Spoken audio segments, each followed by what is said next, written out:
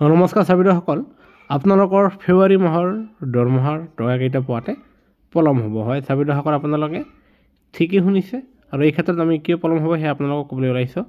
চাবিদসকল, আপোনালোকে জানে যে অন্যান্য বছৰৰ দৰে এইবুলিও আপোনালোকে ফেব্ৰুৱাৰী মাহত যি টেক্সৰ সেয়া ফাইল কৰিবলগীয়া হয় আৰু যাৰ ফলত যি টেক্সৰ কাম কাজ থাকে সেয়া বিত্তীয় বৰ্ষৰ হিচাপ নিকাচ আৰু যাৰ ফলত কৰ্মচাৰীজনে তেওঁ 12 মাহত যিমান টকা লাভ কৰিছে সেই হিচাপত বহুতো কৰ্মচাৰীয়ে টেক্স দিবলগীয়া হয়। যিহেতু আপোনালোকে অহা বাৰৰ পৰা বহু কৰ্মচাৰীয়ে টেক্স দিব নালাগিব, কিন্তু এইবাৰ মেক্সিমাম কৰ্মচাৰী যিহেতু টেক্সত পৰিছে আৰু টেক্স দিবলগীয়া হোৱা কাৰণে এইবাৰ আপোনালোকৰ দৰমহা পোৱাতে পলম হোৱাৰ লগতে WT মেছেজ এতিয়াও প্ৰকাশ পোৱা নাই ট্ৰেজাৰীৰ ফালৰ পৰা, আৰু যেতিয়াই WT মেছেজ প্ৰকাশ পাব তেতিয়াই আপোনালোকৰ দৰমহাসমূহ মোকলাই দিয়া হ'ব। আৰু আশা কৰা গৈছে যে আপোনালোকে ফেব্ৰুৱাৰী মাহৰ দৰমহা টেক্সৰ কামৰ বাবে আৰু WT মেছেজৰ বাবে কেইদিনমান পলম হ'ব আৰু আপোনালোকে 10 তাৰিখৰ আশে পাশেহে আপোনালোকে এইবাৰ ফেব্ৰুৱাৰী মাহৰ দৰমহাৰ টকাকেইটা মাৰ্চত পাবলৈ সক্ষম হ'ব। সেয়েহে